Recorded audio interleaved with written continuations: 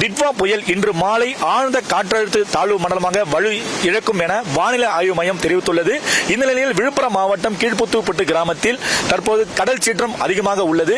இது சம்பந்தமாக தற்போது மீனவர்கள் நம்மளுடன் இருந்தார்கள். புயல் காரணமாக அரசு இதுவரை என்ன பண்ணிக்கிறாங்க? எந்த ஒரு நடவடிக்கையும் எடுக்கல சார். இது சுனாமி எடுத்தது அந்த காலகட்டத்திலிருந்து நாங்கள் தூண்டில் வலை கேட்டு ரொம்ப காலமாக படகுகளை பாதுகாக்க முடியாமல் ரொம்ப பெரிய இல்லலுக்கு ஆளாகின்னு வரோம். படகுகளாம் விற்கிறது இடம் இல்லாமல் போட்டு கடல் ரஃப் ஆனாலே நாங்கள் பயந்து வாழ்றதா இருக்குது. எங்கள் வாழ்வாதாரம் ரொம்ப பாதிக்குது. இந்த அரசு உரிய நடவடிக்கை எடுக்கும்படி அணிச்சுங்குப்பம் சார்பாக எங்கள் கிராமத்தின் பஞ்சாயத்தின் சார்பாகவும் கேட்டுக்கொள்கிறோம். இந்த கடல் நேற்றை விட இன்னைக்கு ரொம்ப அதிக அளவில் ரொம்ப ரஃப்பாக இருக்குது. நாங்கள் கடந்த 2 வாரமாக கடலுக்கு செல்லாமல் ரொம்ப கஷ்டத்தில் இருக்கிறோம். ஏதாவது நிவாரணம் வழங்கினா இந்த அரசு நல்லா இருக்கும். இந்த அரசு ஒரு அதிகாரியோ யாரோ இது வரைக்கும் எங்கள் கிராமத்தை பார்க்கவும் இல்லை. இந்த இது எந்த ஒரு அறிவிப்பும் கிடையாது. மீன்துறையில மட்டும் ஒரு அறிவிப்பு கடலுக்கு போகக்கூடாது மட்டும் சொல்லியிருக்காங்க. எங்கள் ஊரில் சுமார் ஒரு 350 மீனவர்கள் இருக்காங்க சார். 300 பேர் கடலுக்கு போகிற ஆள் தான் இருக்காங்க. ஆனால் எல்லாமே பாதிக்கப்பட்டு தான் இன்னைக்கு வீட்டில் தான் இருக்கும். 300 குடும்பம் இருக்கு. இந்த குடும்பம் எல்லாமே இன்னைக்கு வீட்டில் தான் முடங்கி கிடக்குறாங்க. கணக்கில் 2 வாரம் ஆக போகுது.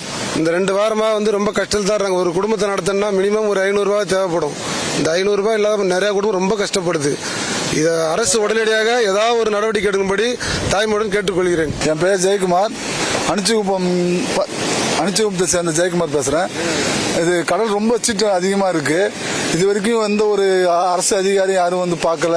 எங்கள் வாழ்வாதாரம் என்னன்னு இது வரைக்கும் எங்களுக்கு தெரியல. என்னைக்கு நாங்கள் கடலுக்கு போவோம் தெரியல. அது ரொம்ப ஒரு அரசு தாழ்மையுடன் கேட்டுக்கொள்கிறோம். எங்களுக்கு ஏதாவது நிவாரணம் கொடுக்கல.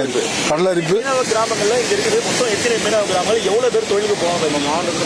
நம்ம விழுப்புரம் மாவட்டம் 19 கிராமங்கள் இருக்கு.